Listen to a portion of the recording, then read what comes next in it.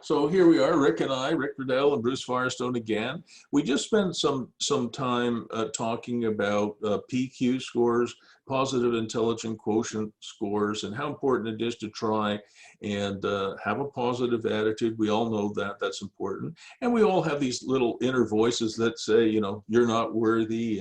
And you know, we all have this internal judge who judges us pretty harshly sometimes.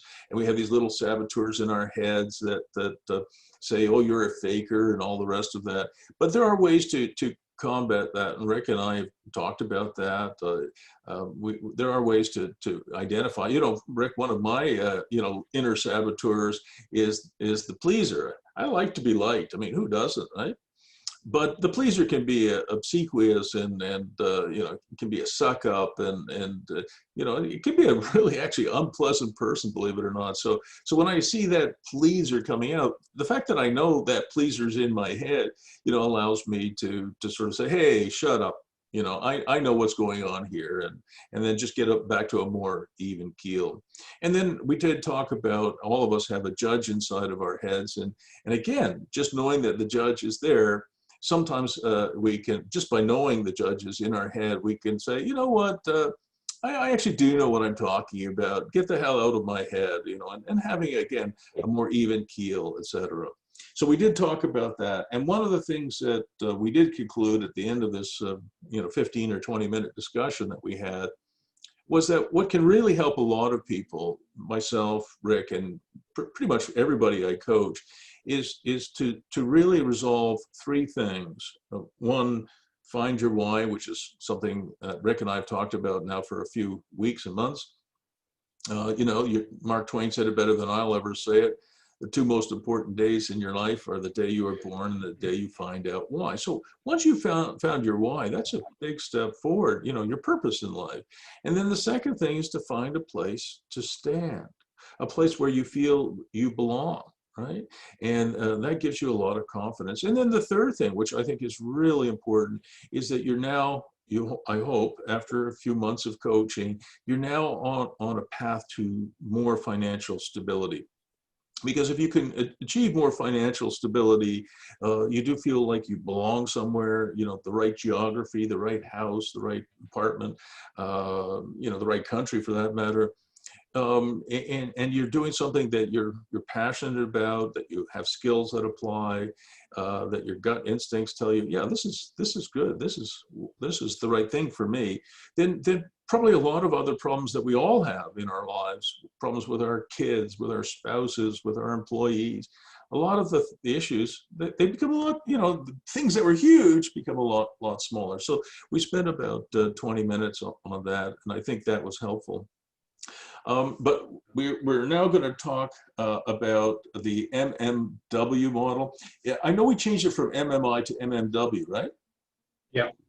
And do you want to just say, for the record, what your thoughts are on the model as what your thinking is right now? I'm still 100% invested in the concept. I think it's got a lot of risk mitigating parts to it. You can do different things, different combinations. I really like the concept of a lot of smaller tenants rather than trying to cater to one big one. I do believe through your input and feedback and research and my own that I think this model is kind of ahead of the wave. We're surfing ahead of a wave of something that's going to be in big demand. And it's something that I've always had in my head as far as real estate, is that I had always kind of preferred to deal with business owners rather than residential. And that's not to say that I don't want to do residential, but it's definitely a preference. 100% agree with everything you just said. You know, I built over 1,200 homes, but I'll admit I really don't like dealing with the consumer. You know, I prefer B2B, business to business, just because business to consumer, you know, the home owner comes in and says, oh, I love the house, but I hate green granite countertops. You know, to me, I would just say, well, when you own the house, you could change it to black granite if you prefer gray. Oh, no, but I really don't like the house because of the green granite. Well, or they come in and they say, well, I don't really like the neutral paint color. I like pink. Well, okay, but so or the door opens this way. They say, oh no, the door has to open, it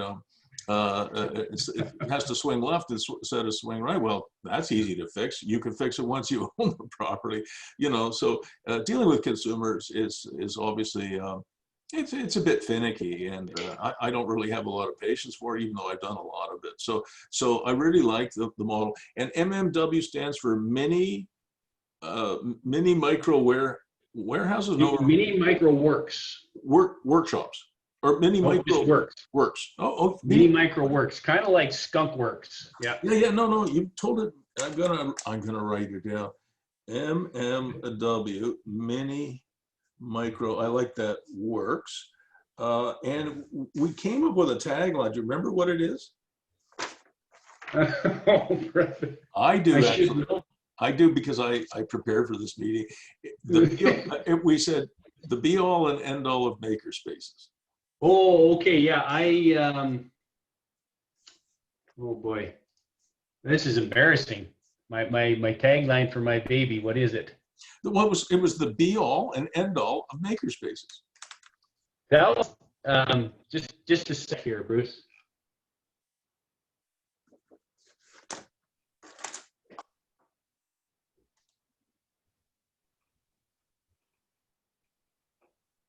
Oh my goodness. The offering was affordable, convenient local workspaces. Why didn't I write down my tagline? But I remember it. It was the be all and end all of maker spaces. I changed it from that. That was the one you said. I'll just that was mine. Yeah. For now. Yeah, that was my placeholder. So what do you have? Yes, let me look at it here.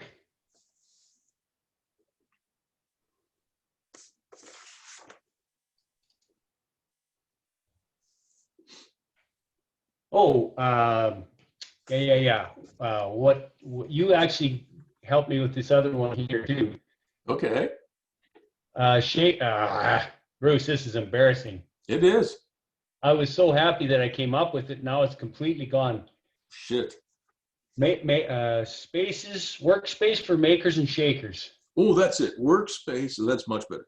Workspace for makers and shakers. Yeah. And candlestick makers. Yeah. No, I'm kidding. I'm kidding about that. Workspaces for makers and shakers. Now I remember it too. So yes, much better, Rick.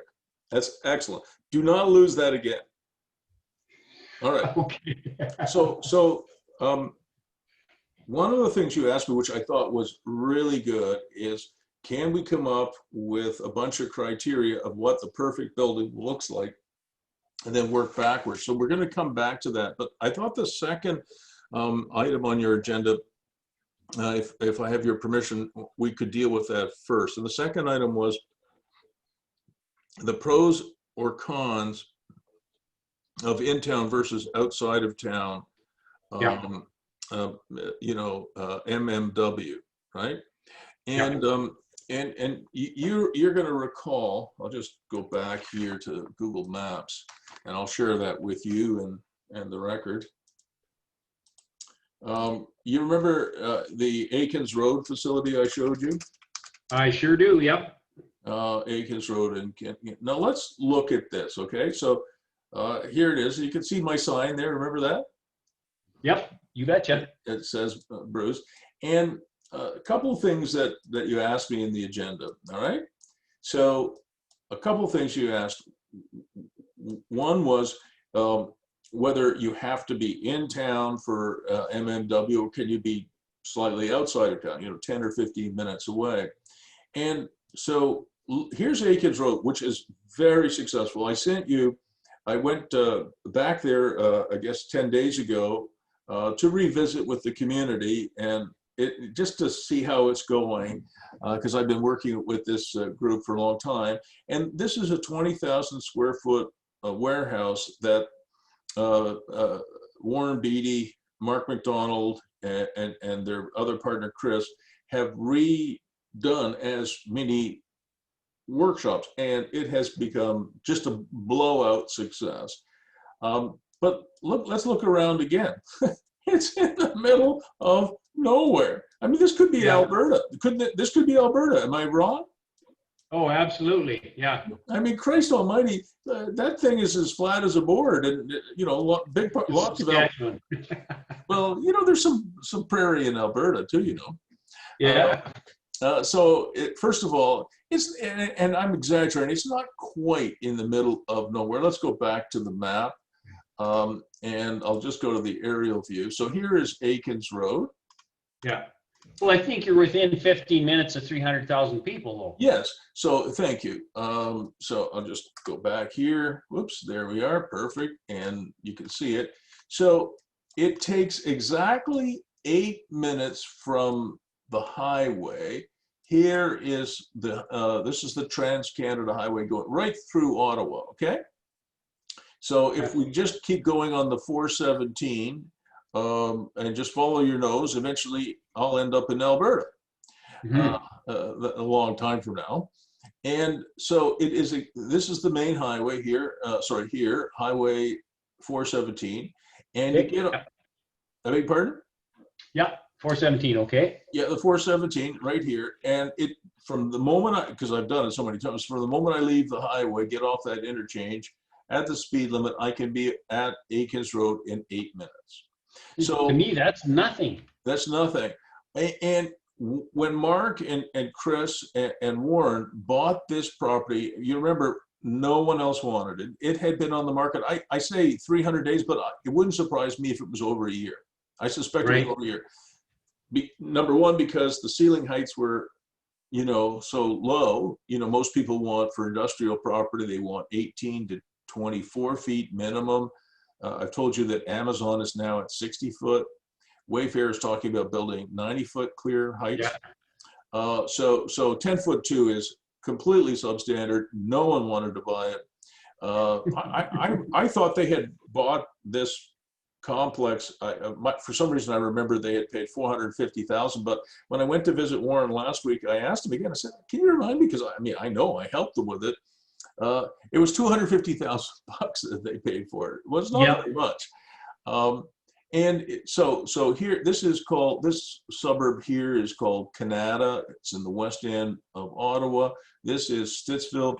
The arena that I built, you can see it here, Rick, is Canadian Tire Center. Can you see that here? Yeah, I just got my camera. Oh yeah, yeah. It's Canadian Tire Center. And if we go Canadian Tire Center,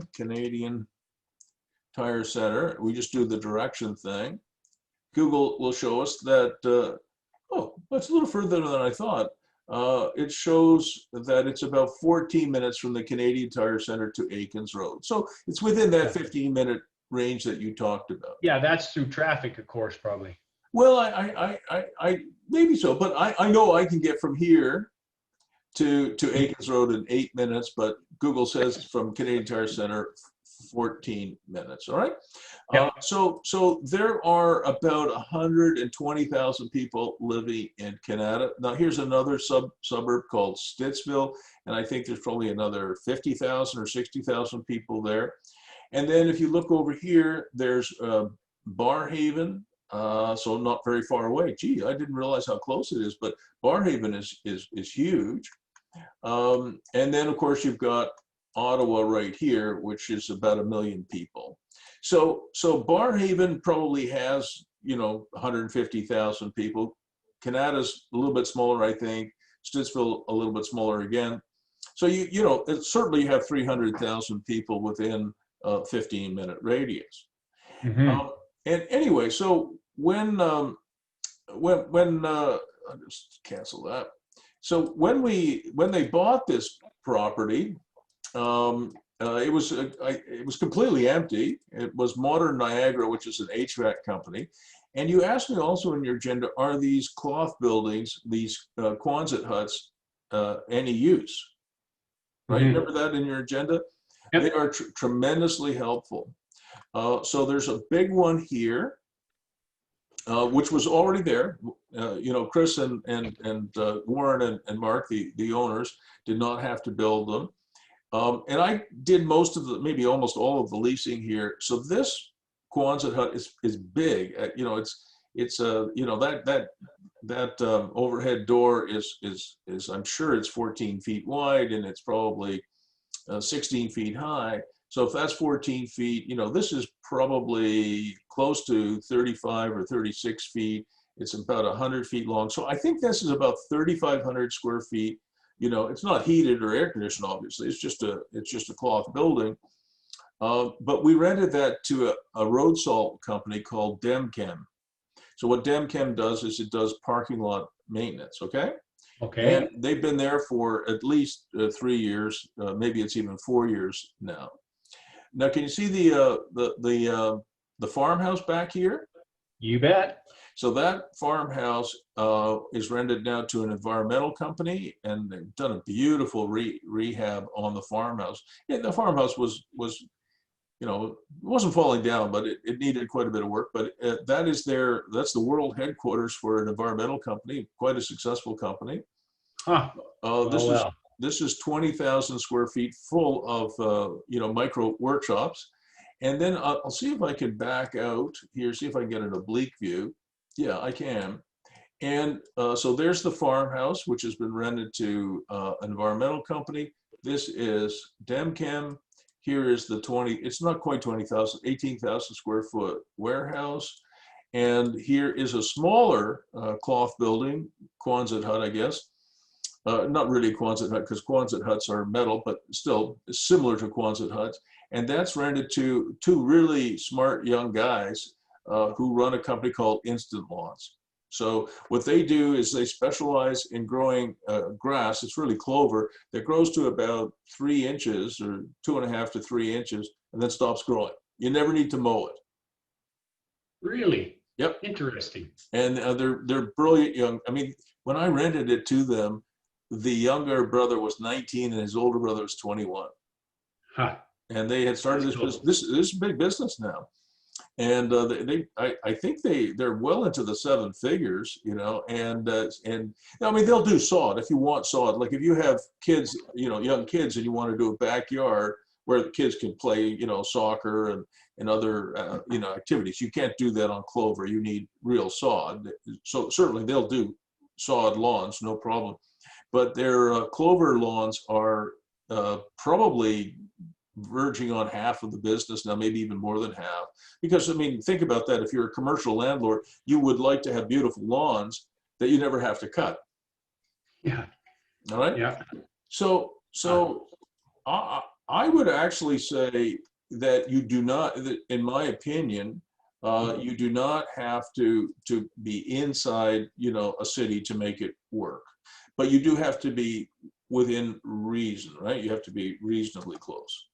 Yeah. Does that make sense? Yeah, oh, absolutely. And I keep coming back to this one. And I was just thinking about things like taxes and security and Yeah.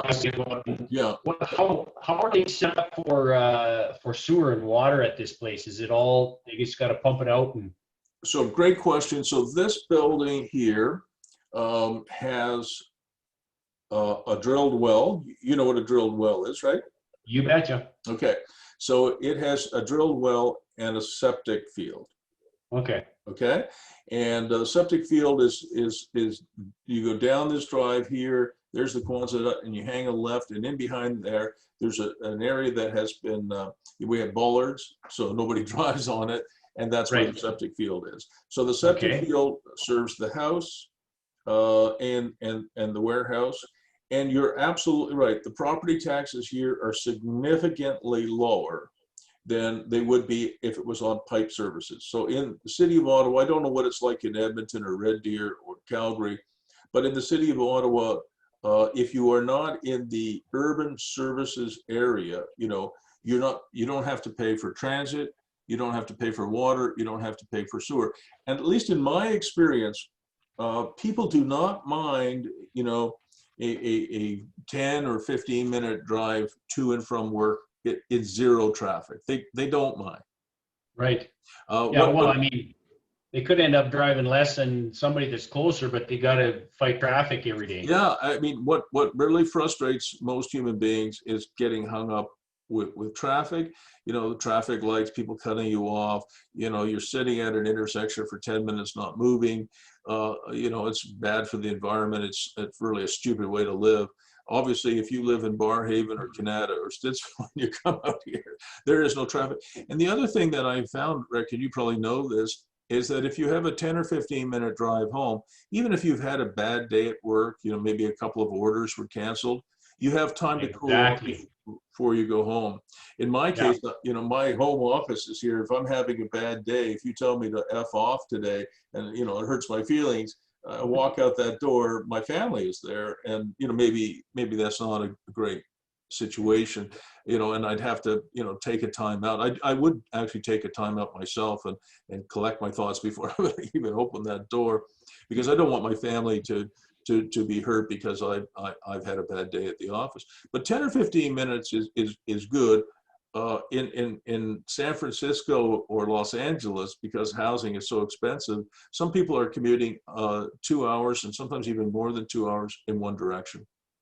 And it means that they are driving 4 hours a day, and some are driving even more than that because they simply can't afford. You're a firefighter, you're a school teacher, you know, you're teaching kids in San Francisco, wealthy tech people, but you can't afford to live there. You can't rent there. Do you know what a 2-bedroom apartment rents for in San Francisco?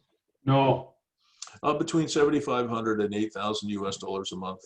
I was going to say 4,500. Holy. No, I have clients in San Francisco. I have one client who's actually building in the Mission District.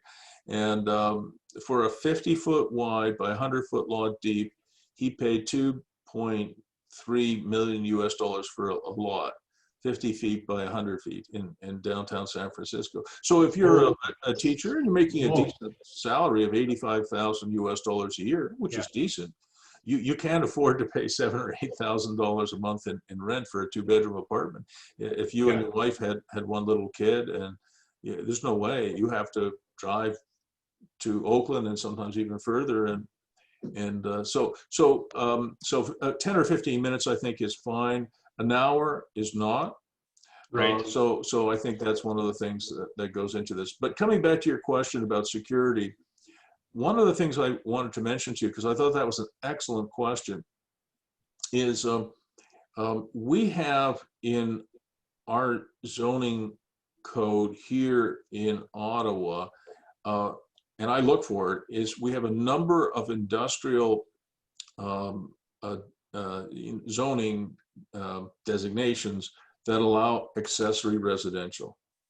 Mm. Do you remember, I'm sure I showed you what Chris Long has done with Long Yards? Yeah, you betcha. All right, so I just want to show you something that we've learned fairly recently. So again, this is Chris, and he's been a single dad since he was a teenager. He's a wonderful young man that I coach.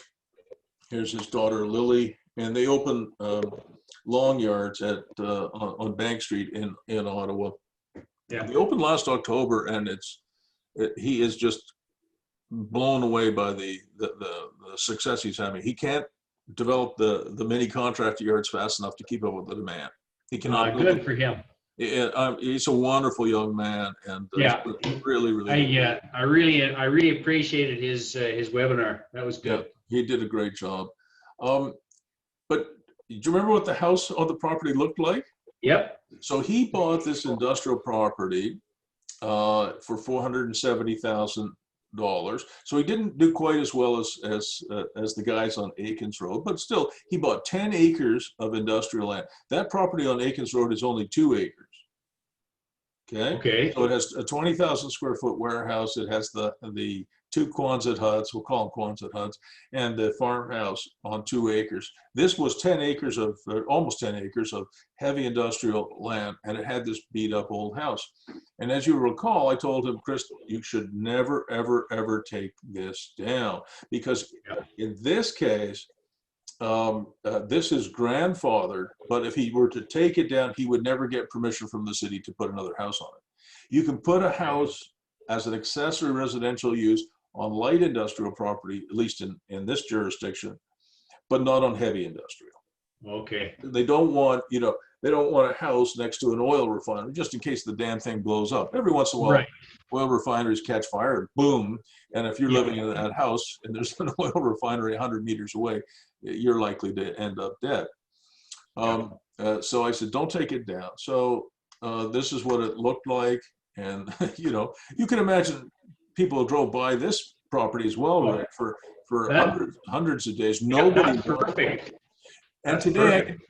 today I can tell you any number of people said, oh, if I'd only known, I would have bought it. Yeah, right. Yeah. You're right. Yeah. Sure. No, you would have gone there and you would have run away like this. Oh my God, this is horrible. But to me, the worse it looked, and the longer it was on the market, the more I loved it. And I finally convinced Chris to buy it, which he did. And this is the house today. So in terms of security, this is probably the number one thing that you could do, which is to find possibly an industrial building in one of the areas that you're looking at. I'm sure there's quite a few that are vacant now in Alberta. Mm-hmm. And if it by happenstance, it happens to have, sometimes you'll find an industrial building like this that has a little apartment in it for like a caretaker. Right. You should look for that. And you should also look for whether the zoning permits accessory residential. All right. So probably in Alberta, it will say accessory residential is a permitted use in a light industrial zone, which is all you need. Right. For these micro workshops, like right now I'm negotiating, actually my wife is negotiating with another workshop guy. This guy, we call him the mushroom man. He grows mushrooms in tents.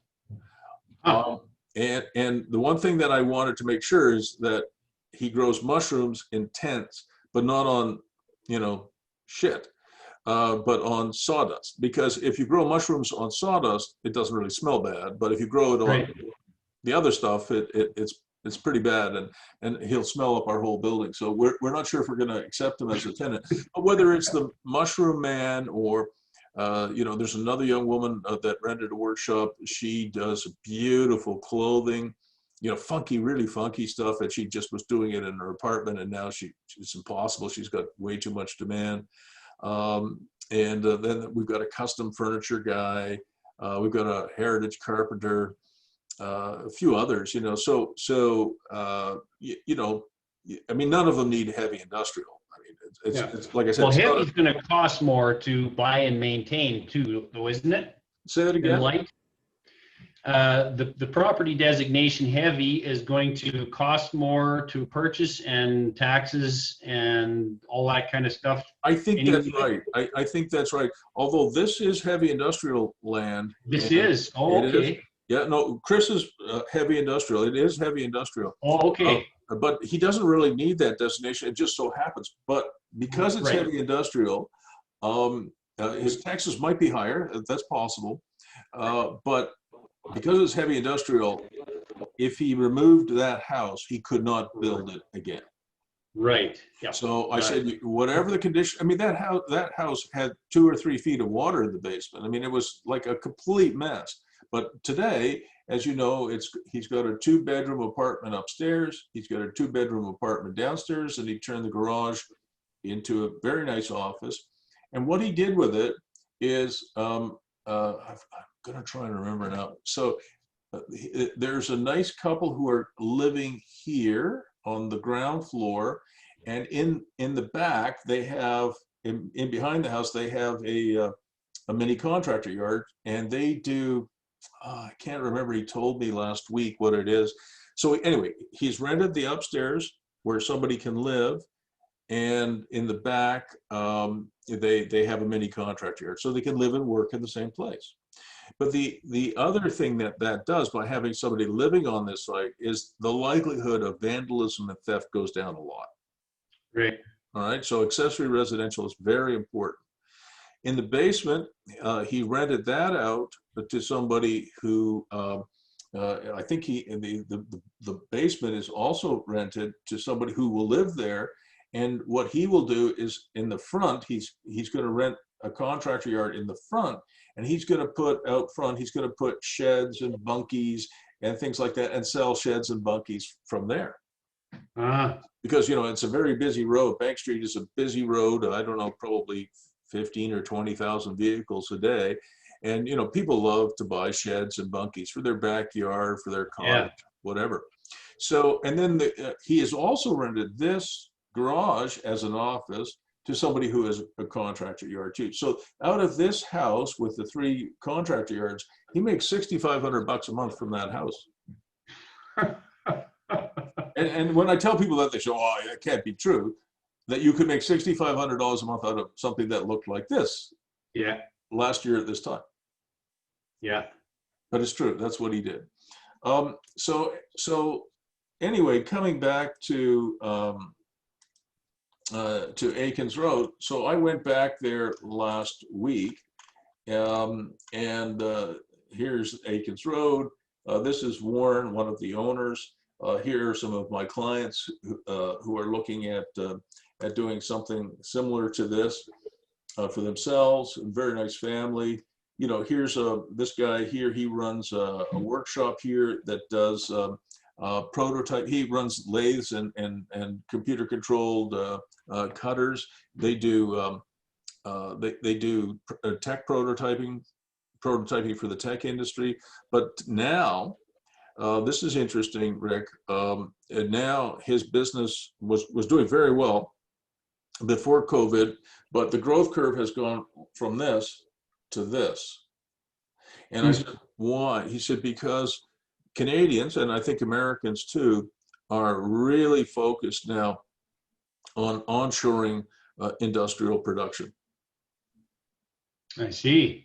And so this bodes very well for Alberta, because one thing about Alberta is we know that the oil industry is struggling. There's no denying that. You know, at one point, I think oil went to negative numbers. And so that obviously profoundly impacts Alberta. But I'm going to tell you something that to me is the most exciting thing that you and I will discuss today. And that is that I think your MMW model will be profoundly successful in Alberta, because Alberta will be one of the places where people will go for onshoring of industrial production. Stats Canada reported in the first, I think, 6 or 7 months of this year that industrial production in Canada has jumped 20%. In what time frame is that? Do you know, just year over year? No, the first 6 or 7 months of this year, the first 6 or 7 months, I have it on my computer, but I don't have it handy. In the first 6 or 7 months of this year, industrial production year over year is up 20%. Wow. Wow. Year over year, that's Yes. good. The reason I ask is because if sometimes these stats start at the bottom that just happen and then go back up, and you figure, Yeah, I know that, but I think this is real. Certainly, these people here that I put them in to this building 3 years ago, and you know, I'm pretty busy, so I don't have a chance to visit very often. And during COVID, I practically been a prisoner. But when I went to visit them, you know, their business, they started with a 400 square foot workshop in this building. They're now over 2,000 square feet. And in the same complex there? Yeah. They, as other people move out, you know, you know, it's like the blob that ate Cincinnati. It's just getting bigger. So anyway, very nice man and his partner. And you can see how it's organized, you know, big hallways, lots of overhead doors, you know, lots of different workshops. Here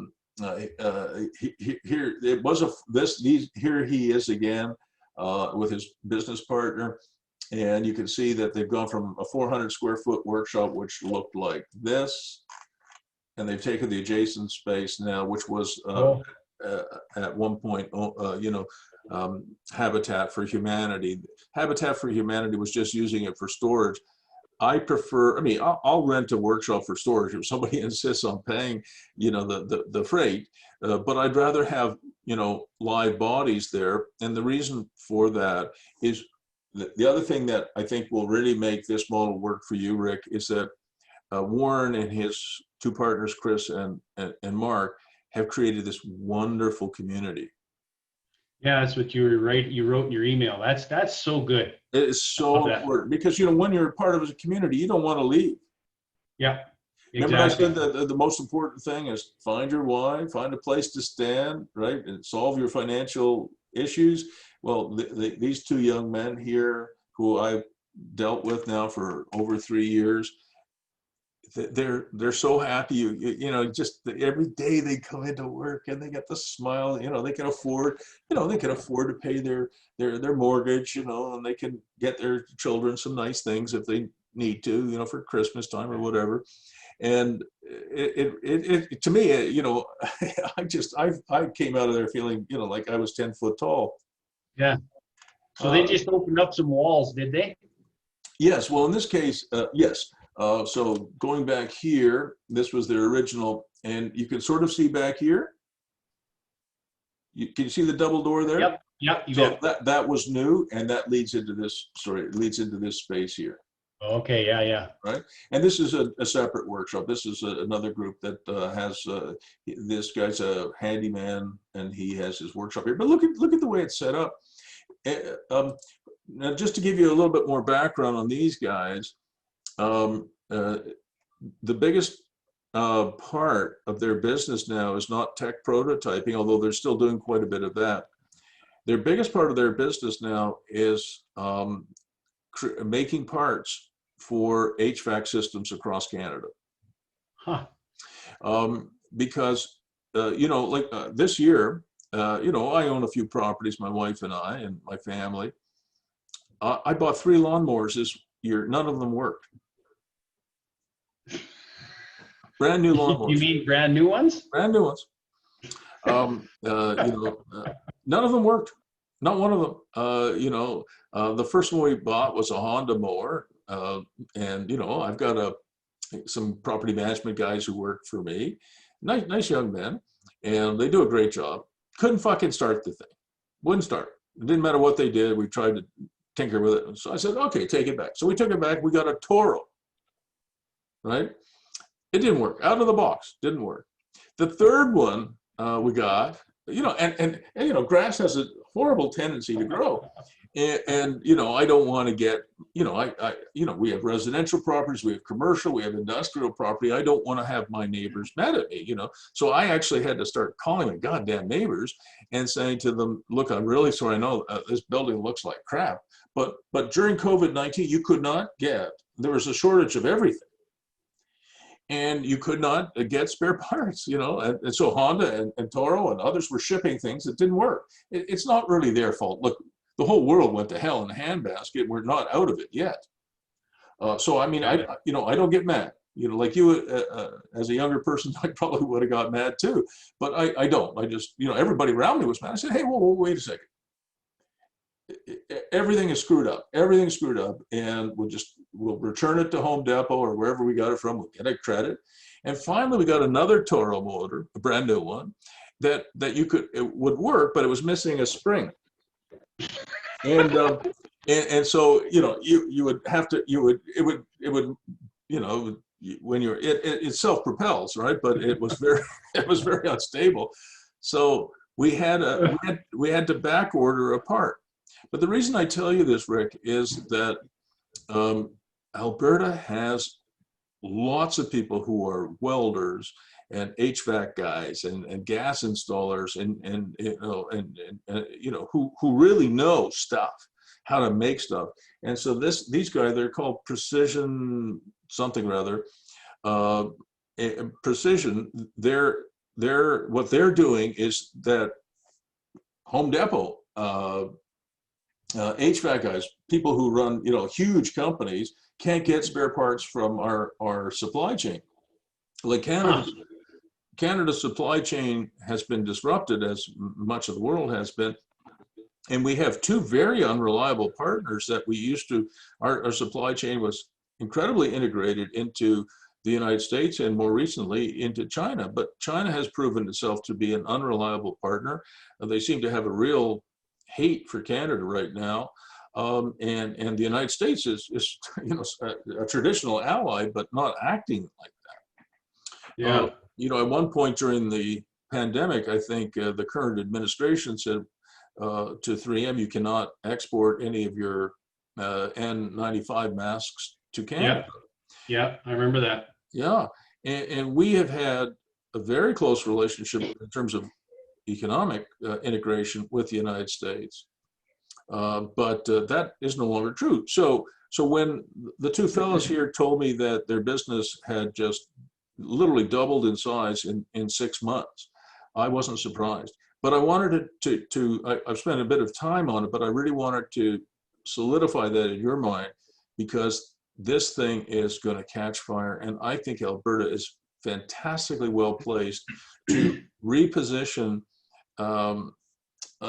you know, to reposition probably a few 100,000 oil workers into industrial production. Yeah.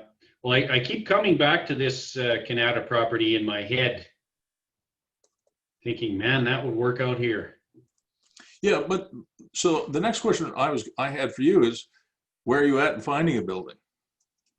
Well, that was part of the reason I asked the question about the realtor, because I spent 3 days just doing some recon around in Edmonton and surrounding areas, just to get the lay of the land and what's for sale and where is it situated, what are the traffic patterns look like, where is the residential stuff. And so, I mean, I can wear myself out trying to find something, but I think that's probably why you suggested a realtor right way back on the front end. I mean, I can find my own stuff, but to be very clear on what exactly I'm looking for, and also get some help finding stuff so I don't burn myself out running around. Yeah. So I think most realtors are, you know, I'm a realtor too, but so forgive me for saying it, I guess, but most realtors are a bit lazy. Yeah, my experience. Yeah. That's mine too. I mean, I work with a lot of realtors, and some of them are lazy. Now, mind you, the lazy ones don't last with me. I fire them. But you know, I work with 3,000 other realtors in Ottawa and about 40,000 in Toronto, and a lot of them are a bit lazy. Here's the phone call that they want, Rick. Hi, my name is Rick Redel. I'm looking for a 100,000 square foot warehouse, and I'm sitting on about $1.5 million to $2 million worth of cash. Can you help me? Yes. And in fact, there's one that I've looked at. I drove by it the other day. It's on the corner of this street and that street. It's next to this highway or that highway. And can you help me draw up an offer? That's what realtors really want. Yeah. But that's not going to help you very much. Yeah. Yeah. Okay. So what do you suggest then to assist me with lead generation other than my own efforts and time? So what you need to do is you need to find what I call an investment realtor. Somebody, you know, like here in Ottawa, I work with Nick Cripps, Simon Case, these are young men, and Rick Bedar, who's in his 50s. The other two are in their 30s. And I've trained them to be investment realtors. And so when they get a call, or I get a call like this, because we're knowledgeable about Ottawa, they know how to find commercial property in Ottawa, which is not easy. And they're good at, you know, it's like the hunting dog you send into the woods to pick up the, you know, the bird you just shot, and they bring home your dinner, right? What do they call those guys? Retrievers, right? Yeah. So you need an investment and a commercial realtor who is like a retriever, and who also understands the entrepreneur mindset. Because here's what happens is that if it was Ottawa, myself and my group could help you, right? In Alberta, we're not, you know, real estate's local, right. So I can't help you in Alberta, but in Ottawa we could. And we understand how entrepreneurs think, and we like dealing with entrepreneurs, but most realtors do not. They say, well, are you qualified to buy it? Yeah. And when you ask for, you know, what a seller take back mortgage is, right? Yep. Yeah. So if you find a building that was listed for $2 million and you say to the realtor, well, we're going to offer 400 grand. It's been sitting there empty for 2 years. The oil industry's in the dumpster. We're going to offer, oh, no, we can't do that. It would be insulting. Well, who are you working for? Yeah. You working for Rick, or you working for the friggin' seller? If you're working for the seller, get out of my life. I'll go get another realtor. I don't need you to tell me that the price is 2 million. If I offer 2 million, they're likely to accept it. Well, thanks. Yeah. How tough is that? Yeah, you know, if you're going to get a 2.5% commission on a $2 million deal, you know, obviously 2.5% of 2 million is $50,000. 2.5% of $400,000 is $10,000. So you have to find somebody who likes Rick, who buys the model. And here's how I would sell it to a realtor when I found somebody. It doesn't have to be a man, you know. There in Ottawa, we have about 80 commercial realtors. There's 3,000 realtors in Ottawa, but only 80 of them really do any significant amounts of commercial. But out of those 80, there's only 2 women. So it's probably going to be a man, but it doesn't have to be. Women can be tough negotiators too. But it's likely going to be a man. And the way I would sell it to him, we'll call him Dave, is Dave, this is a good model. If you help me find the right first building for MMW, you're probably not going to make a whole lot of money at it. But you know, you're young enough, Rick, you could do 20 of these. Mm-hmm. And then you will make money. So I would, you know, once you know and trust somebody, you've got to be careful though, because some realtors, they'll say, oh, this is a really good model. I like this model. I've got a couple of friends. I got to talk to them about it. So Yeah. you do have to be careful. I don't believe in having people sign NDAs, because if somebody is dishonest, an NDA, they'll sign 10 NDAs and they'll just throw them in the garbage. Yeah, and then have fun fighting them anyway. No, I'm not suing anybody. That's a complete waste of my life. Yeah. So they'll steal your idea, and every realtor has a couple of buddies, you know, Oh yeah. with money. Yeah, for sure. And they all do. And they'll say, geez, we can buy up these industrial buildings ourselves, and we could do this micro workshop thing. And I really like his tagline. I'll steal that too. You know, workspaces for makers and shakers. I'll steal that as well. Let him sue me, God damn it. But he'll smile at your face, and then he'll steal your idea. You know, the Japanese are really good at that. When a Japanese person smiles at you, watch out for the dagger in your back. That's probably very politically incorrect. Sorry. But I'm from Alberta. yeah. I mean, you know, I actually admired the Japanese people, but I know that they are very different people. Between the Japanese and the Swedes, I'm not sure which one is the most alien. I taught in Sweden. You'll get a kick out of this because you're a man, but some of my female students told me, you know, as I got to know them a little better, they take me out for a beer afterwards, you know, in a group, and they'd say, you know, in Sweden we don't believe in romance. So what do you mean you don't believe in romance? We can buy our own flowers. We can pull out our own chairs. We can buy our own dinners. Oh, okay. I like romance. I like buying my wife flowers and taking her out for dinner and opening the doors for her. Oh, no, we don't believe in that. Oh, okay. And then they told me, you know, we sleep with a man before we decide if he's boyfriend material. So what? Yeah. We try them out, you know, see if we like them. And if we don't, you know, but we actually go out on a date after we sleep with them. I said, oh, okay, well, that's not, I don't think many Canadian girls are doing that, at least none of them that I ever met. Is that right? Yeah, it's very different. And Swedes are like aliens. I think they come from outer space, but I think the Japanese are not far behind. Anyway, so it is important to find a realtor that you like and trust. And then after you find somebody you like and trust, who has some experience in investment real estate and some commercial real estate experience, then you can explain the model. And then you can say, look, help me find the first one, and then we'll do 10 more. Because you could easily do 10 or 20 of these things. I'm trying to persuade Warren and Chris and Mark to do another Akins Road. I mean, they're making so much money on this thing, it's ridiculous. I told you they bought it, I thought it was $450, but they bought it for $250. I had just forgotten that. And the last appraisal came in just under 2 million. Yeah. You know, that's pretty good. That's pretty sweet. Yeah, and so, you know, they're happy, you know, and they're making money, and you know, life's good, and I'm okay with that too. You know, I'm ambitious for my clients, sometimes more ambitious for my clients than they are for themselves. So I have here, I'm going to share this with you. I'm going to send this to you, Rick. 25 reasons why you should hire us. So these are the things that I tell people when I'm presenting myself as an investment realtor, as a commercial realtor. These are, or even as a residential realtor. So I'm going to send you this, my list of 25. And you can turn this around, and these are some of the questions you should ask a realtor. Okay? Okay, great, thank you. This is awesome.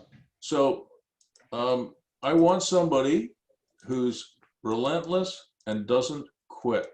Because as I said, a lot of realtors, I mean, people generally, not just, I don't mean to pick on realtors, a lot of people are lazy, right? So you want somebody who's relentless and won't quit. Okay? You want them to have some idea of creative strategies for deal making, so that they're not saying, hey, Rick, this building's listed at 2 million. If you offer 2 million, you're probably going to get the building. Again, you don't need a realtor for that. You don't. I mean, you can just be stupid and offer 2 million. So I want them to understand how to bridge price gaps, right? So there's some, and before you make an offer on any building, once you find, I'm sending you this so you don't have to write it all down. Right. But once you find a realtor, and you find a building that you're thinking about making an offer on, I'd like, if you're okay with that, I'd like to make sure that you and I and your realtor do a Zoom call together. Oh, absolutely. That'd be awesome. We can put the deal together, okay? So you want somebody For sure. You want somebody who understands a little bit about this process. He or she, probably he, knows something about the zoning process, so that the stuff that I just talked about accessory residential, that's not totally foreign to him. Right. Right? Because if he sells you a piece of industrial property that turns out to be actually residential with a non-conforming use, that's too restrictive for you. That's a big no. Right. So he has to know something about that. And talking about the zoning process, going back to Chris's situation here on this house, which now looks like this, something I found out, do you have a residential tenancy act in Alberta? Yes. And it gives some protections to residential tenants? Absolutely, yeah. Yeah. So we have that in Ontario too. It's called the Residential Tenancy Act. And we have just found a loophole. You're supposed to ask me, oh, what's that? Well, I was waiting for it. Okay. Yeah, what is it? If you don't ask, I'll just skip over it. I just tease you. You know, I said to Chris Long, I said, Chris, I am pretty sure that the Residential Tenancy Act of Ontario does not apply to an accessory residential use. I'm not sure about that because I'm just an engineer. Wait a second. I'm just an engineer. But I said, I'm pretty sure. Because I coach people who have really big industrial portfolios, you know, huge. I mean, millions, maybe even tens of millions, but certainly millions of square feet. And a lot of the old style buildings, you know, and big industrial buildings always have a little caretaker. And I said, yeah, you know, the caretaker. You know, somebody looks after the building, and I think we should, outside of heavy industrial property, we should allow accessory residential. You don't want to have accessory residential next to a petrochemical plant or a fireworks factory or something that you know, a chemical plant, something Yeah. that, where when something goes wrong, you know, everybody within a few hundred meters is going to die. Yeah. You remember Bhopal in India? Dow Yeah. Chemical had a plant. Some gas got loose. It killed hundreds, if not thousands, of people. You don't want accessory residential in that circumstance. I understand that. But for light industrial, you know, this custom furniture maker, the mushroom, yeah, you know, I mean, that's not, that, you know, if something goes wrong there, he loses his mushrooms. You know, it doesn't kill anybody. But I said, Chris, you'll have to check that with your lawyer. So he checks that with his lawyer, and the lawyer says, "Oh no, there's no exemptions. You know, and if you have a residential tenancy, RTA applies." I said, "Oh, so I'm wrong." He said, "Well, that's what the lawyer says." Well, I said, since I'm not a lawyer, I have to defer to the lawyer. But Chris, would you mind if I talk to your lawyer? So I talked to the lawyer, and I said, with all due respect, I think you are wrong, because I have people who have very large industrial portfolios, and they have caretakers.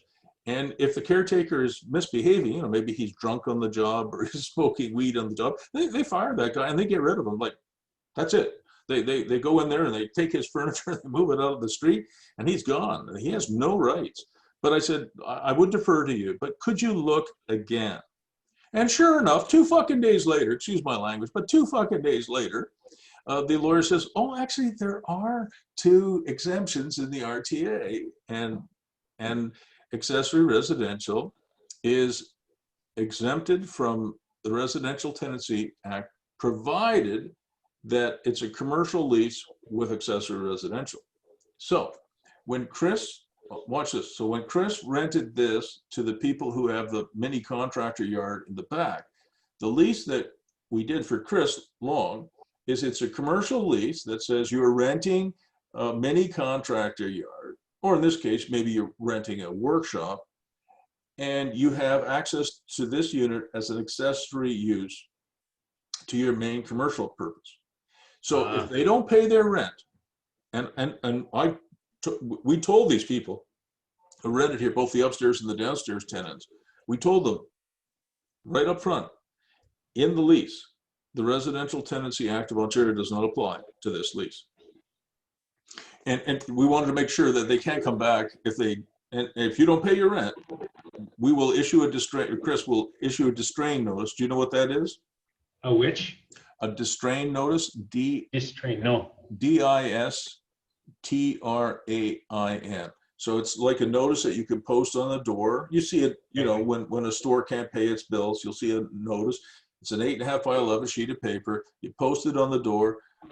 There are rent arrears owing, and if they are not cured, the default is not cured by the 15th of September, tomorrow, the landlord reserves the right to lock the doors and to seize the premises, and everything inside the premises now belongs to the landlord. Okay. 15 days, they're done. All right. So you pay your rent, or you won't have a place to live. And right. Both of the tenants understood that. No, we get that. We have to pay our rent, because this is a commercial lease with accessory residential. Okay. Okay. But you have to check that in Alberta, because again. But the one thing I would say to you is, you call an average lawyer and you get an average answer. Yeah. And it might be. I would probably start with Barry McGuire. Do you know Barry? I do know the name. Yeah, he's with the Rain Group. He's a 40-year veteran. He's got his own investment properties, and yeah. Well, but one of the things that I'm trying to teach you, and I'm sure you know it all anyway, is to not take no for an answer, even from a lawyer, you know, who presumably should know the law much better than I do. I mean, geez, I don't know. I certainly don't get paid $650 an hour unless there's something you want to tell me. All right. Okay, yeah. So let's just go through it again. So you want somebody with some experience, all right? And what would be really nice is if they understand some of the stuff that you and I have been talking about, how to add value and how to animate a new acquisition. They don't have to know that, because you know that and I know that, but it'd be helpful if they knew what we're trying to do. Right. Well, the right guy should have some suggestions on what's in demand. Yep. Yes. So exactly. Something else that your realtor should be able to help you with is doing CMAs. Do you know what a comparative market analysis is? Yeah, you betcha. Yeah. Okay. So, and I'm not talking for a bungalow, I'm talking about for an industrial building. Because if he can't do that, if he can't give you any advice, you have no idea what the hell the thing is worth. Mm-hmm. All right? Yeah. Okay. You want him to be able to help you buy smart, because you make money in real estate when you buy, not when you sell. So if it's listed for $2 million, it's been for sale for 2 years, and you want to offer 400,000, get on board. Okay. You want to try and get as many channels and fixtures as you can. You want to try and rape them if you can. I don't mean literally rape them, but see if you can get all kinds of channels. When I go into a place and I see channels that I think, I went into one automotive garage, and the guy was getting divorced. My guy was an auto mechanic. We got his hoist, his air compressor, his ride-on tractor. I mean, I just wrote down all, you know what channels are, right? Yeah. I wrote them all down, took pictures of everything. We put it all in the offer. The guy said, you're taking all my stuff. I said, yep. But he was getting divorced. He had no choice. I didn't represent the seller. I only represented the buyer. So we probably got $120,000 worth of, maybe more, of equipment. So you want to make sure you get that.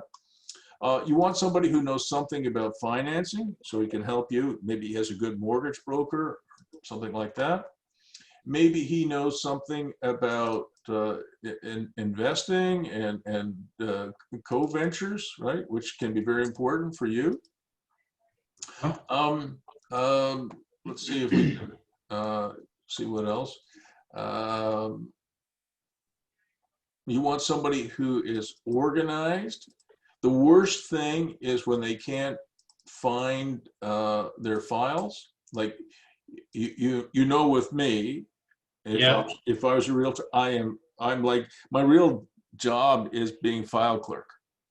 Yeah. Like I have files. I'm going to prove it to you. I have files on Rick. Let's just. This is the file on Mark McDonald, Warren Beatty, and Chris Miller. Let's go into my coaching stuff, and we'll just look at Rick. You know, I've got an admin file, your agendas, the assignments you've done over the past, properties that are available, what your business model is, your ECQ test score, what your goals are, how to find investors, some marketing that we're going to talk about, your mid-month reports, your personal balance sheet, some stuff that you did at Pivot, your PQ score, readings that you've done, or maybe readings you suggested. You gave me a testimonial, which was very nice. Thank you for that. What interests you most in real estate? What is Rick's why? What is Rick's work in process? And any YouTube stuff that I've sent you. That's you. Great. Yeah. So you want somebody who, when the lawyer says, hey, you know, we're closing this deal in 2 days and I can't find the agreement of purchase and sale, I can't find the amendment, I can't find the environmental phase 1 report, your realtor has that. He's not always calling you and saying, hey, Rick, I can't find this. Yeah. Can you help me out? Well, what the hell? What are you getting paid for? Okay. Mm-hmm. Let's see what else. We want. This is important too. You want a commercial broker who actually has access to MLS. You know the MLS system? Yeah. So some commercial brokers refuse to belong to the real estate boards. Oh, I didn't know that. I thought it was a requirement. No. In Ottawa, some of the major houses like CBRE, do you know, you've heard of CBRE? No. NAO commercial? CBRE is a big commercial brokerage. Okay. You probably heard of Colliers.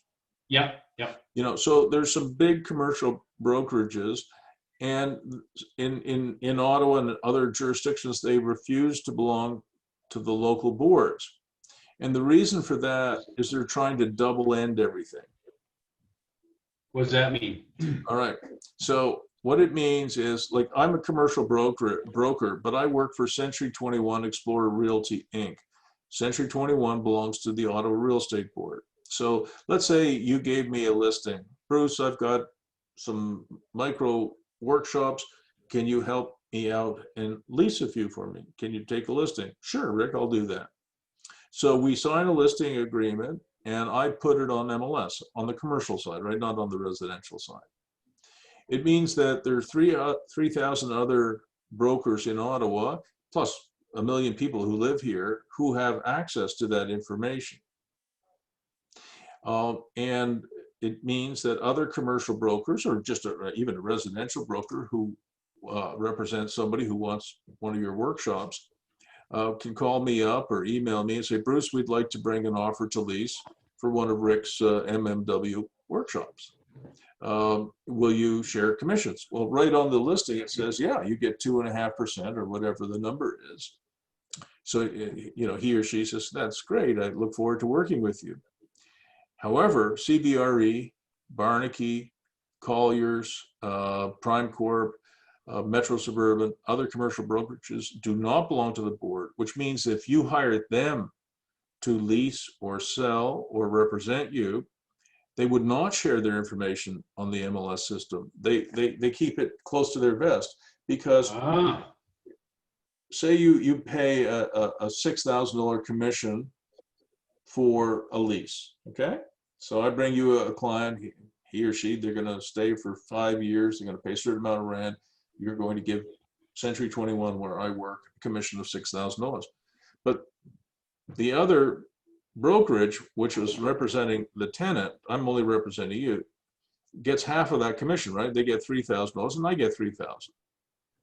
But CBRE and Colliers and the rest of them, if they keep the information to themselves, then that tenant has no choice but to work with CBRE or Colliers.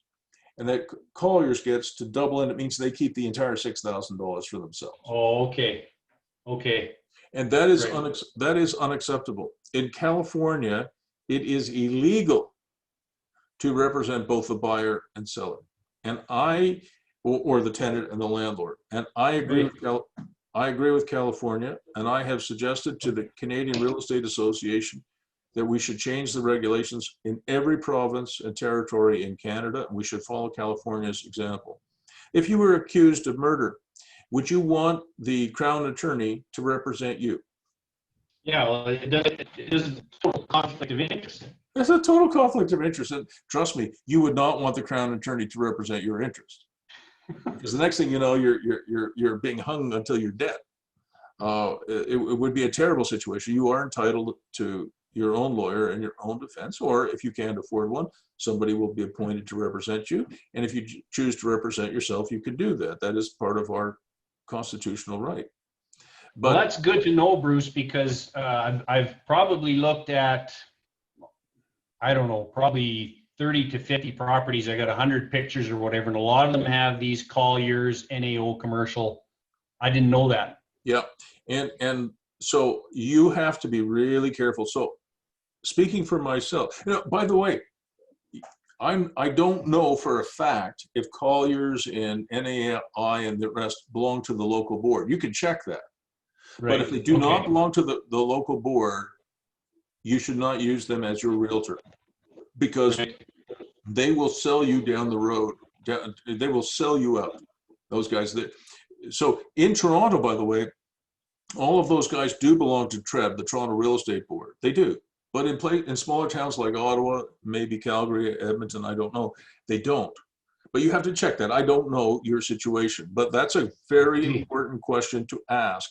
And if somebody belongs to the real estate board in Calgary or in Edmonton or wherever you're looking, that gives me comfort that they will properly represent you. Yeah. And the other thing is, I do not want somebody, a realtor, who is in multiple representation. So multiple representation means they're representing you and the seller. Oh, yeah. To me, not interested. Not interested. I just, you know, and I can tell you that many of the commercial realtors in Ottawa think I'm an idiot, you know, because they say, well, why don't you want to double end everything? Why don't you want to be in multiple representation? And I'll tell you why. how do those guys even get people to go for that? Like it makes Because no sense to they me. don't tell them. Oh, jeez. They don't lie to them. They just don't say anything. But they're cheating their own clients. And I'm telling you that Century 21, where I work, we have, I don't know, 18 commercial realtors. That's my group. Our market share since I took over, which is now about 12 or 13 years ago in Ottawa, is huge, huge. People like Prime Corp and others who had, or Metro Suburban who had, 15 agents or 20 agents, they're down to like 3. Huh. I mean, if you were selling your industrial building and I make a presentation to you and I tell you, did you ask all those other guys if they're trying to double end and they're trying to cheat you? Well, I didn't know that. So how many, if I do 10 listing presentations, how many listings do you think we end up with? No idea. Well, we would end up with 7 out of 10, Oh, okay. which is a very good number. I would have thought so. Yeah, well, it is. And so we have been eating these guys' lunches for 12 or 13 years, but they're like the captain on the Titanic. They're going down with the ship. But I can tell you, if it was my business model and your business model, for sure, we would have changed. Like, there's no way. Like, I don't believe, like, if my business model isn't working, I'll be the first person to say, hey, Rick, this isn't working. We better change. But they don't. And people are leaving those brokerages in Ottawa like they're flies leaving a dying dog. All right? Or no, fleas leaving the dying dog. All right. Let's keep going here. It would be useful if these guys, if the guy that you're talking to had maybe 1 or 2 people that worked with him, just so you have a little bit of a team. Okay. It could be somebody. He could be somebody who's on his own. I understand that, but I work with. I have a little tiny team of people who are right in my group. There's just 4 of us, so it's small. But 4 people who know what they're doing can do a lot of damage. Right. It would be nice and very helpful if they understood a little bit about spreadsheets and things like cap rates. Okay. And then the most important one is the last one. I want you to be able to trust him or her. Okay. So I'm going to put. Big pardon? This is good stuff, Bruce. Thank you. So I'm going to put that in an email to you right now. Okay, Rick? Yep. Sounds good. So but this is really important, and you should be interviewing these people. So I'm just going to send you this right now.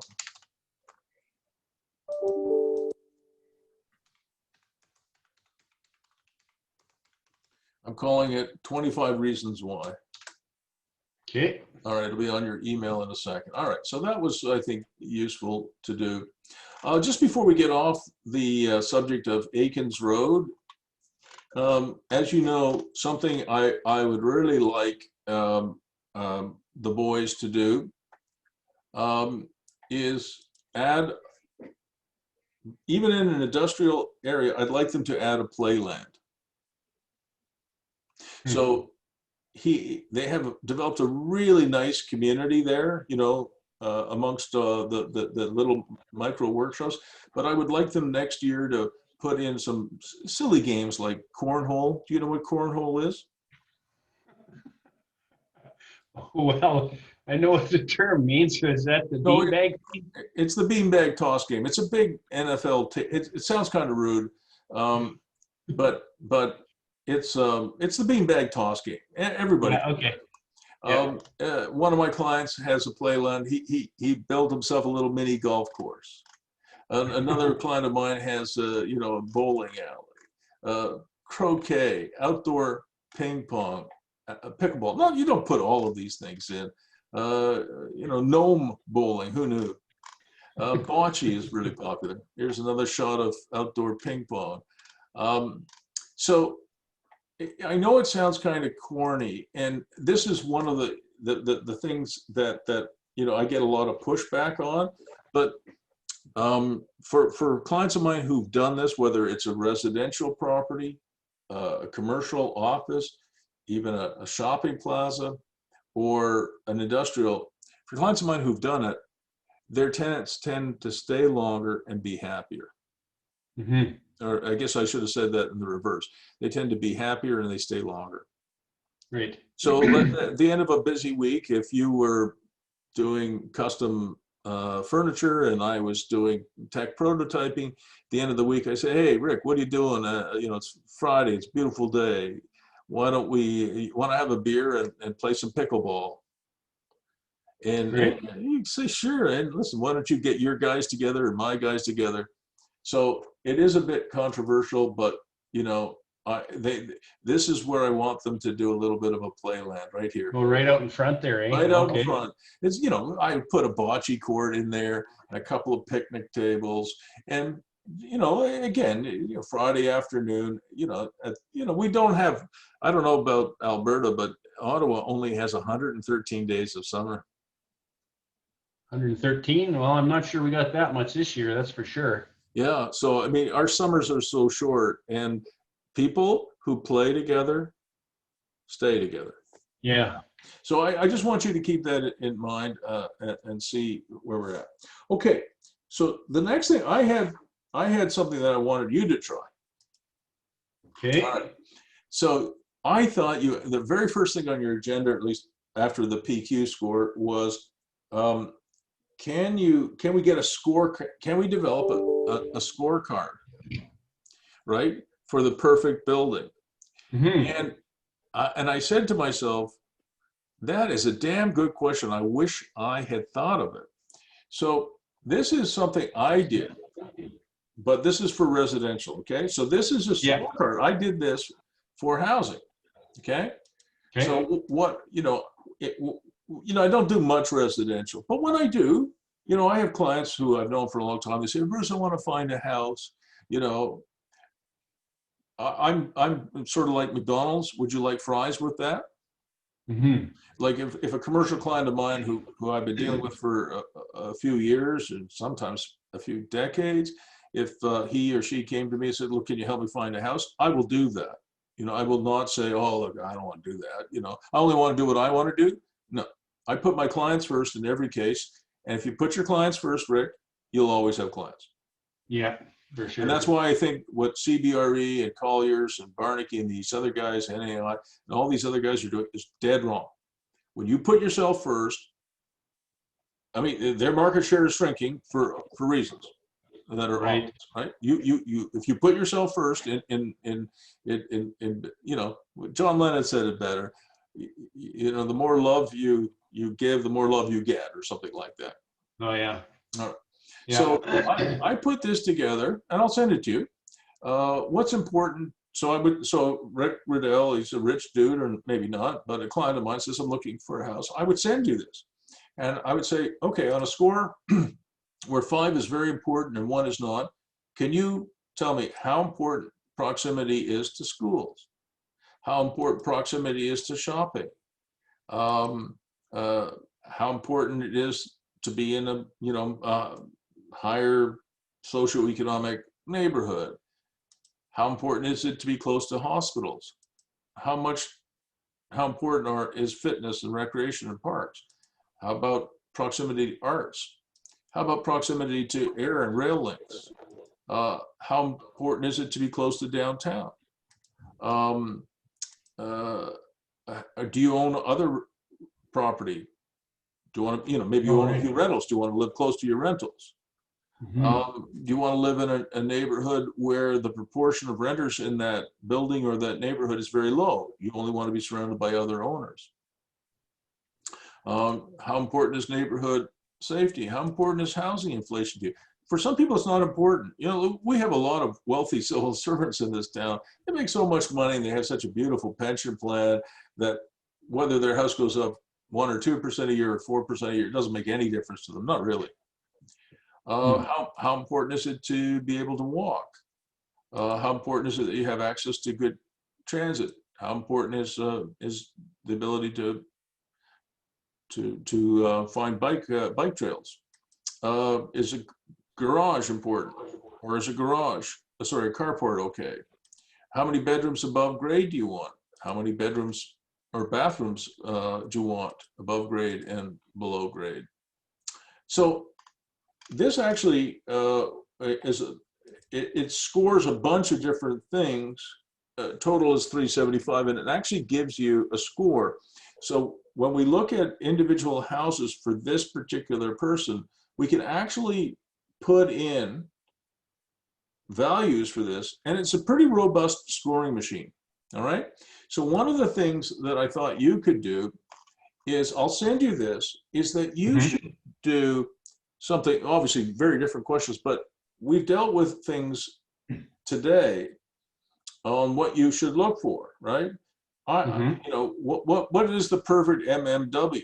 Well, it can be within 10 or 15 minutes. It doesn't have to be right downtown or right inside an industrial park. It could be within 10 or 15 minutes. I think days on market is very important. It doesn't have to have, you know, 24, 30-foot, 18-foot ceiling heights. It can have 10 or 11-foot ceiling heights. It's substandard. That's okay. You know, obviously, if it has the ability to have lots of overhead doors, you know, installed in it, that would be great. So I want you to think about creating your own spreadsheet like this and share it with me, and I'll do the second draft, but you do the first one. Yeah, for sure. Okay. And then when we find some buildings to look at, you know, this scoring sheet will help us. Yeah. All right. Well, it's just, I kind of got to the place where I got thinking, oh man, I'm going to get overwhelmed here if I don't start to get a little bit more clarity on what exactly I'm looking for. Because I mean, I was looking at everything. Obviously, that 300,000 square foot cannabis thing was just an idea tossing thing. Yep. So but then it'll also help whoever I'm working with, my whole team. So if they know exactly what we're looking for, exactly, just streamline everybody's time. Yep. So let me see. I kind of lost it here. My housing matrix. Oh, I see this. The heat there is propane, is it, or is it on gas? Natural gas. No, there's no natural gas. It's propane. Okay. You just have to find the housing matrix again, so I can send it to you. See if I got it right this time. I think this is it. Yeah. All right. Well, I'm sending you the housing matrix. I think this is I should have thought of that myself. I've only ever done this one, which is for housing, but I thought that was really good. That you were looking at that. Okay, so we dealt with the housing matrix. Sorry, the matrix. We'll call it commercial. We'll call it the MMW matrix. Okay. Sure. All right. So, and we've talked about maybe having accessory residential. That's good. All right. Let's look at some other things. Give me a second here. I'm just looking through your agenda. Yeah, we did quite a bit of it, actually. Yeah, we did. The only thing, kind of the major thing that I would like to do some prep work on, and so I'd like your feedback, is just to raising capital, like what. Yeah, we should. I think that's really important. Okay. Yeah. So just while I'm thinking about it, it would be really great, like with Mark and Chris and Warren on Akins Road. What would have been really, really helpful is if we could have bought maybe another, 3 acres here. Uh-huh. I actually called this is obviously owned by a farmer. He passed away about 1.5 years ago. I called his widow, and she gave me royal hell.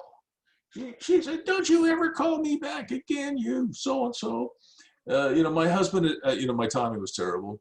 My husband has just passed away. I'm not selling any of his property. He loved this land. He's not selling it to you or anyone else. Get off my, get off the phone. And she was really mad at me. So I said to the boys, I said, we have to wait. But what would be really helpful is if you found a property like this that you could buy. And I don't think you should buy a warehouse that's 300,000 square feet.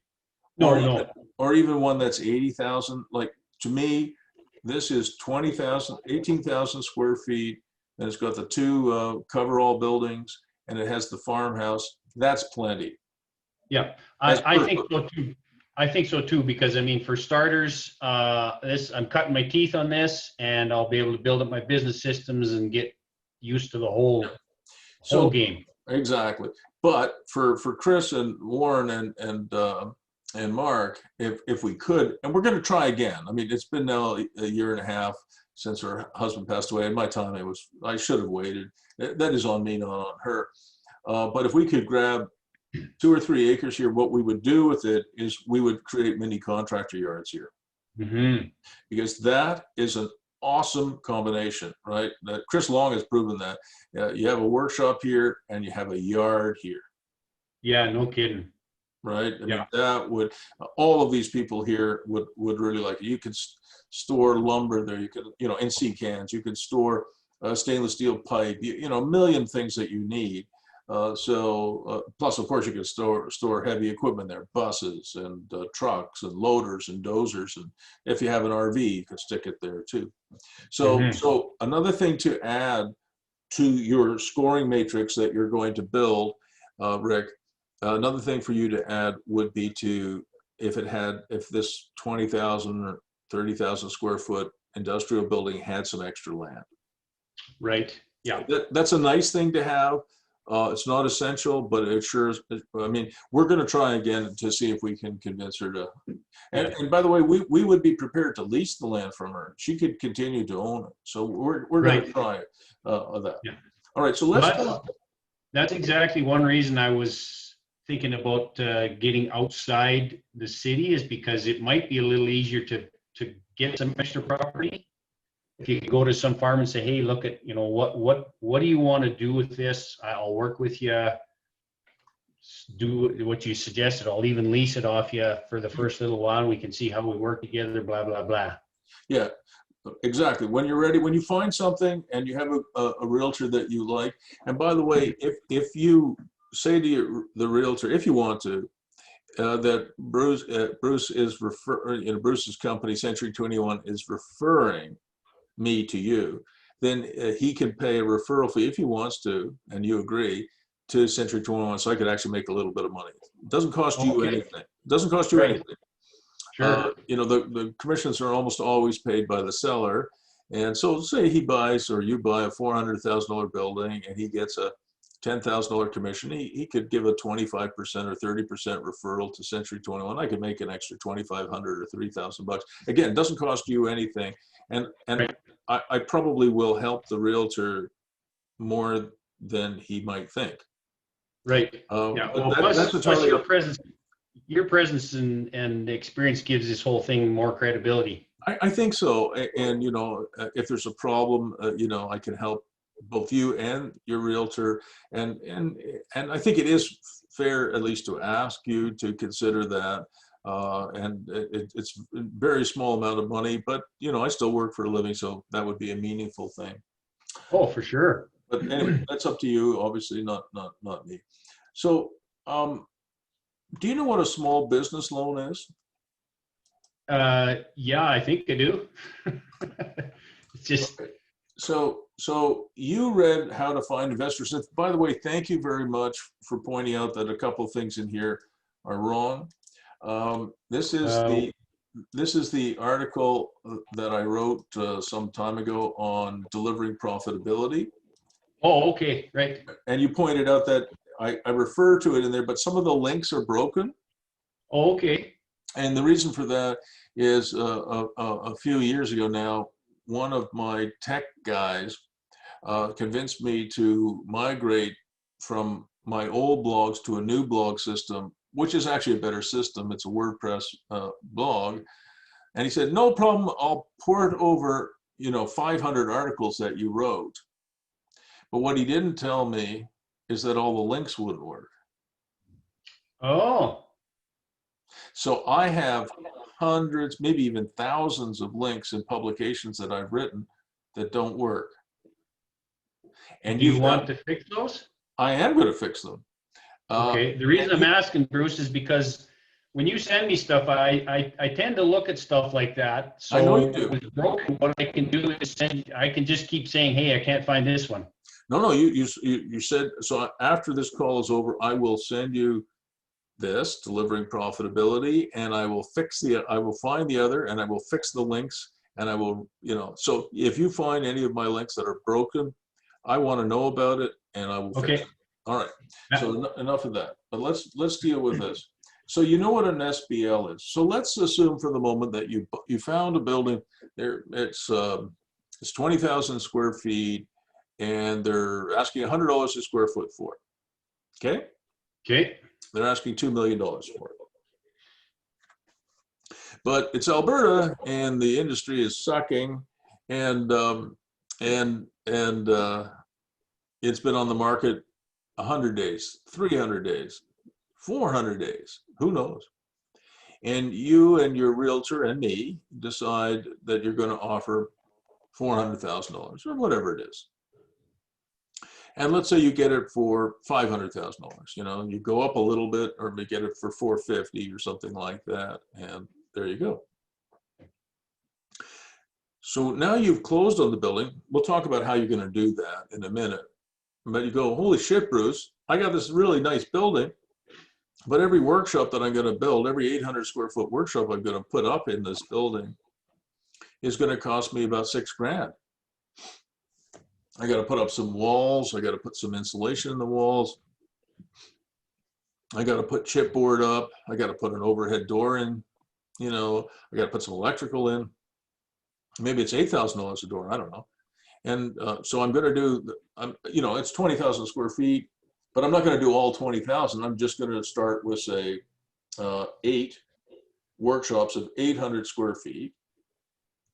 But that's going to cost me $96,000. I don't have an extra $96,000. I just managed to get the damn thing closed, but I don't have that. Well, the Canada Small Business Loan Program is perfectly set up for this. Okay. Okay. And what it allows you to do is it allows you to build what are called leasehold improvements, which is exactly what these workshops are. Okay.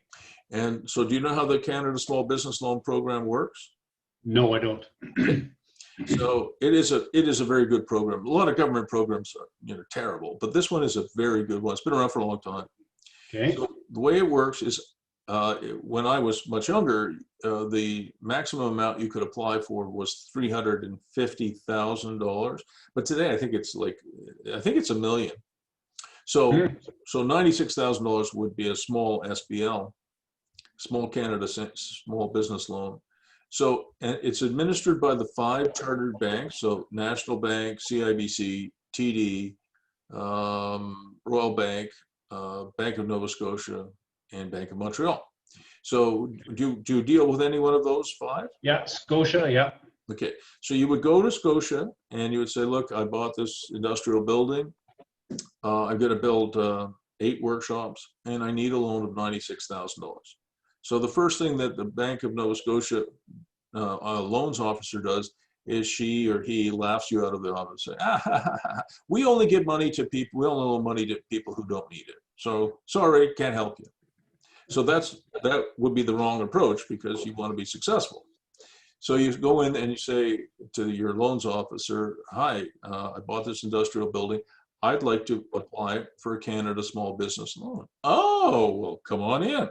So the way that Canada Small Business Loan Program works is that 75% of the loan amount is guaranteed by the government and 25% is guaranteed by you. So, okay. Hopefully, I'm sure it will be successful. But if it wasn't successful, you're on the hook for 25% of the $96,000, not 100%. Okay. It's a very good program. It's a little bit more expensive than, say, a typical loan, but it doesn't matter how cheap the loan is if you can't get one. Right. Yeah. Well, that's a little bit like what's the residential program that the government runs for high ratio loans? Yeah, Canada Mortgage and Housing Corporation insured. Yeah, CMHC. Yeah. Yeah, CMHC insured mortgages. But this is a wonderful program. It's perfect for you.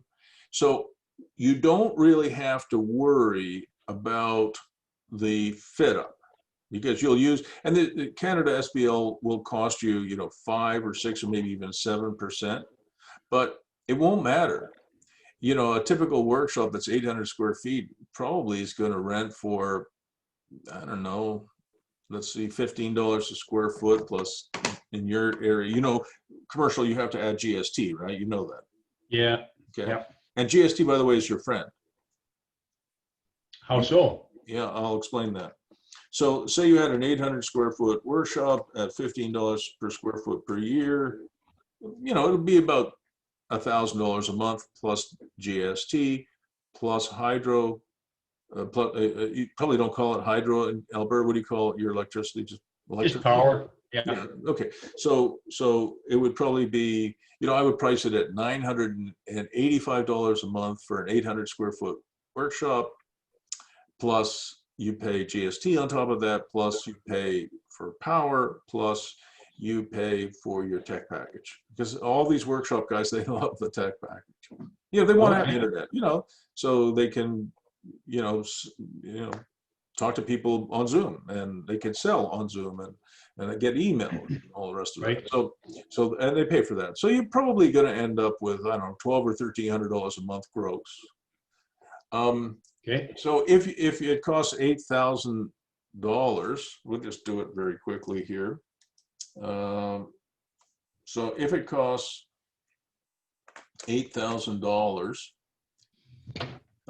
to fit up this workshop, and say you're paying, I don't know if it'd be this high, but let's say you're paying 7%, and you're amortizing it over 7 years, right?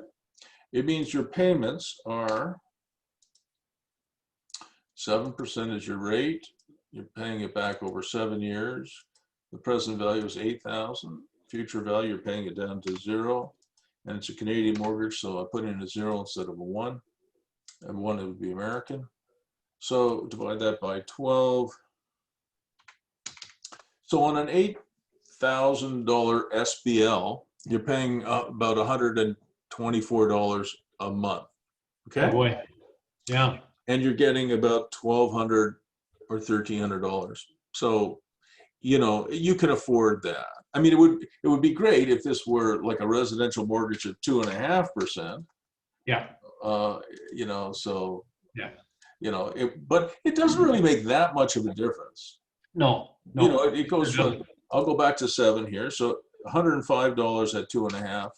So the extra $18 that you're paying a month, just don't worry about that. You with me on that? It's irrelevant. Yeah. I do think it is irrelevant. And I deal with entrepreneurs. They say, oh, I would never ever more money at 7%. Oh my gosh, no.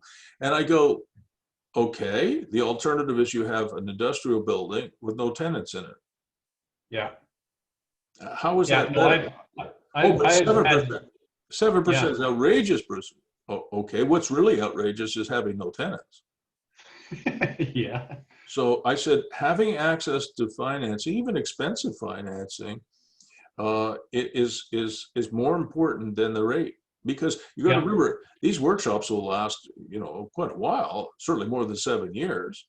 And after 7 years, you've paid it back, and now all of it belongs to you. So I think it's a wonderful program. Okay. Okay. So in terms of financing this sucker, you know, that to me is really important. I'm just going to Canada Small Business Loan Program. Now, in terms of buying this thing, so let's say it was $450,000. You'll probably get a 65% loan to value first mortgage. Okay. Okay. So I'm just going to do some really stupid numbers here. So it's $450,000 to buy this thing. You can finance $292,500 with just a regular first mortgage. Again, it'd be more expensive than a residential mortgage. Forget the residential rates. That's not for us. So Right. you might be paying, you know, again, on your first mortgage, you might be paying 6%. If you think you're going to get it for 2.5%, you're not. Okay. So it means that you need to raise $157,500 Okay. Plus your closing costs. You know, you're going to have, do you have land transfer tax in Alberta? Yes, I think we do. Yeah. I'm pretty sure every province seems to have that tax. Yeah. So you're going to have to pay some land transfer tax, and you're going to have to pay some legal fees, and you have title insurance, I'm sure. So, so you actually need maybe another, I don't know, $12,500, maybe a little bit more than that. So instead of needing 157,500 in equity, you're going to need, we'll say 180, just as a number. Okay. Round it up. So you need 180,000. Now, what if you asked the seller for a 20% loan to value second mortgage? Like 20%. Mm-hmm. So it Loan means value. your first mortgage was 65%, Mm-hmm. and in your offer you say to the seller, look, I need a little bit of help in financing. I want a second mortgage from you of 20% of the purchase price, so that's about $90,000 Okay. for 3 years, and I'm only going to pay you 3.5% interest. Okay. So you would, your 65% loan to value mortgage, your first mortgage, you'd also want it to be a 3-year term. Okay. And your 20% second mortgage, you'd want it to be a 3-year term. So they mature on the same day 3 years from now. Right. Okay.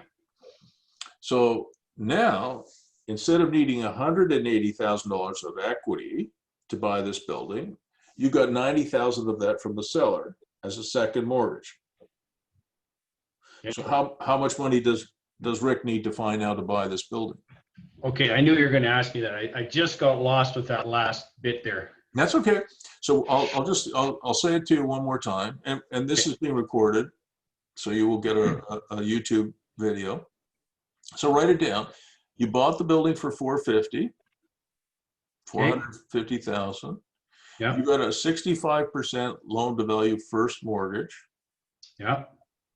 Which, when you do the numbers, means you needed $157,500 of your own money to close this transaction. But we added a bit more money for closing costs, so we upped that to $180,000. Okay, so we need 180, right? Yeah. Okay. But we also asked the seller to give us a 20% loan to value second mortgage, which means that the seller is providing you with $90,000 of financing on closing, which means that you only need now $90,000 from Rick. So we've got 270.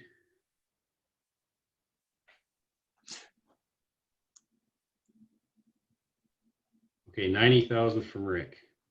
So it means you need to have 90,000. Now, out of that $90,000 that you need cash to close this deal, how much can Rick actually come up with? Can you come up with $5,000, $50,000, $25,000? What can you contribute?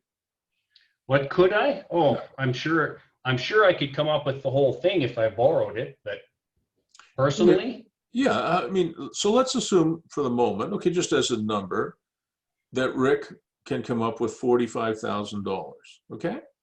Okay. So Rick's, he and his wife look around and they borrow a little bit of money here and there, and they say, yeah, we can put $45,000 down, but we're short $45,000. Yeah. So Rick goes out to a couple of his buddies, and a couple of his buddies say, yeah, sure, I'll put in $22,500. My name's Bill, and the other guy is Bob. Hey, I'll put in $22,500. So that Rick and his family will own 50% of this business, and Bill and Bob will own the other 50%. Right. However, I don't like that structure. Right, neither do I. Because Rick is going to do all the goddamn work, and for $22,500 for the next goddamn 30 years, they're going to be riding my coattails. Yeah. So we use the Mad River structure. Mad River? Mad River structure.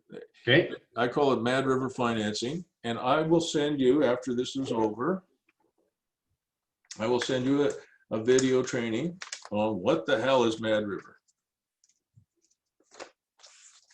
Okay. All right. And it's only 9 minutes. Unlike most of my video trainings, which go on forever, this one is 9 minutes.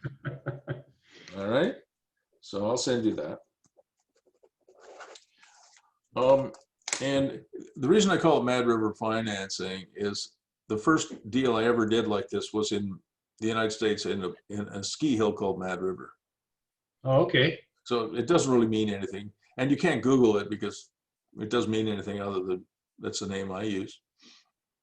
So Mad River Financing, this is how it would work.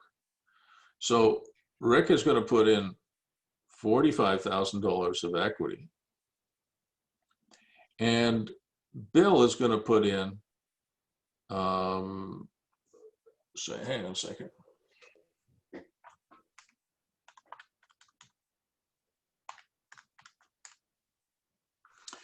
And Bill is going to put in $2,500 of equity. And Bob is going to put in $2,500 of equity. So Bill and Bob now own 10% of the business, and Rick and his family own 90%. Okay? Yes. And then you're going to say, well, Bruce, that's great. I own 90%, and my two buddies there, they own 10%. That's fairer. But I'm still short. You remember they were going to put in 45,000. They've only put in, between the two of them, they only put in 5. What the hell? I'm still $40,000 short. Aha. Mm-hmm. The other 40,000, they lend the project. The two investors lend it to the project. Yep. Okay, rather than an equity partnership. Well, no, they put in some equity. Right. Right. You put in, you and your wife put in. Sorry, in addition to. Thank you. Exactly. So you and your wife put in $45,000 of equity. The two boys put in $2,500 each for $5,000. So you've got a total of $50,000 of equity in the deal. 90% of the equity is owned by Rick and his wife, and 10% by Bob and Bill. Mm-hmm. But Bob and Bill lend another 40 grand, and they can, if you want to, they can register it as a third mortgage. They don't have to, but they could, right? Okay. And guess what the term of that is? 3 years. Sorry? 3 years. Oh, 3 years, yeah. Okay. And they get some kind of an interest rate. Maybe they get 6% on their money. But that 6% is capitalized, so you don't actually have to pay the goddamn interest. It gets added up and paid at the end. Okay. You know, because they're buddies and they're trying to help you. Now, so you and your wife own 90% of this business. Bill and Bob own 10%. You've got a first mortgage of 65%, a second mortgage of 20%, and then you've got the boys who've loaned you some money. It could be registered as a third mortgage, or it's just a loan to the company or to you. Okay? Okay. And everything matures on the same day 3 years from now. So what's going to happen is you're going to do what Chris Long did. We did exactly this for Chris. So over the next 3 years, we think the property is going to go up in value. You bought it for $450, but by the time 3 years comes around and you filled it up with all these wonderful people like Akins Road doing incredible things, right?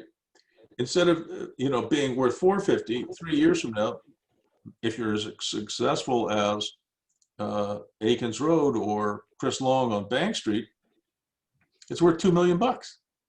Right. So 3 years from now, it's worth $2 million. You put a 65% loan to value first mortgage on that, which is $1.3 million. You follow me? Mm-hmm. Yeah. $1.3 million, last time I checked, is enough money to pay back the first mortgage, which was about $157,500. Yeah. The second mortgage, which was $90,000, and the third mortgage, which was $40,000. So if you add those three up, you've got $157,500 plus the $90,000, which was from the seller, plus the $40,000 from the boys. So you owe 3 years from now, 287,500 plus a little bit of interest. Right. But if you drove the value up to 2 million, you've got $1.3 million of mortgage proceeds coming to you 3 years from now. Right. 1.3 million. So you subtract that, it means that Rick and Barb have $1 million in tax-free cash coming their way in 3 years. Right. I like that idea. Yeah. Now, out of that $1 million in tax-free cash, you've got to give Bob and Bill 10% of that. Right. So they get an extra 100 grand. Yeah. But for you and your wife, you've got $900,000 plus or minus of tax-free money. You don't pay. That's just a loan. You don't. And guess what? You go out and do this 5 more times. Right. And you do 3 years after that, you do it 10 more times. And before you know it, Rick, you are swimming in money. This is the magic. Yeah. It's amazing. It is truly amazing. And by the way, it works. I've got lots. I'm doing it for myself, by the way. I do exactly this for me because I had to. I lost my house. I lost everything at age 54. How old are you now? I'm 60. Yeah, you're 59 or 60. I remember that. So I know it works. I'm not just doing it for myself. I'm doing it for, now in the hundreds of other clients. And maybe it doesn't work quite as well. Maybe instead of going to 2 million, it goes to $1.5 million. Instead of getting $900,000 out, you get $500,000 of cash out. I don't really know, but it does work. And maybe if you only got $500,000, you might only be able to do 2 or 3 more projects 3 years from now. But by the time you're 70, you should have at least 5 to 10 of these buildings. If you're ambitious and you keep going, like people. My oldest client is in his 90s. He's still doing deals. He doesn't want to quit. He's 90. He's 93 now. Oh, good for him. And he doesn't drive anymore. He was still driving at 88, but he gave it up when he turned 90. That's cool. But my dad, before he passed, said people should never retire. You change what you do, but just to sit at home and watch TV all day, you'd be dead in no time. Yeah. So this is what we're trying to do. And you can see that this is not overly, we're not putting a man or woman on Mars here, Yeah, it's so simple. It's so simple. And you should take comfort in the fact that I literally have done, if not thousands, I've done many hundreds of these deals for myself and for other clients. And they haven't all worked. There have been a few failures, but that usually was a failure on the part of the entrepreneur to execute. Because if you don't build the workshops and you don't lease them out, well, yeah, it will fail. You won't be able to pay your bills. But I am telling you that, in my opinion, Alberta, this is the most wonderful opportunity for you and your family. I think this is the time when you've got all these incredibly wonderful people, and I have tremendous faith in Albertans. I think my dad told me if he had a second life to live, he would have moved west. He believed in, oh yeah, he believes in Westerners, and I do too.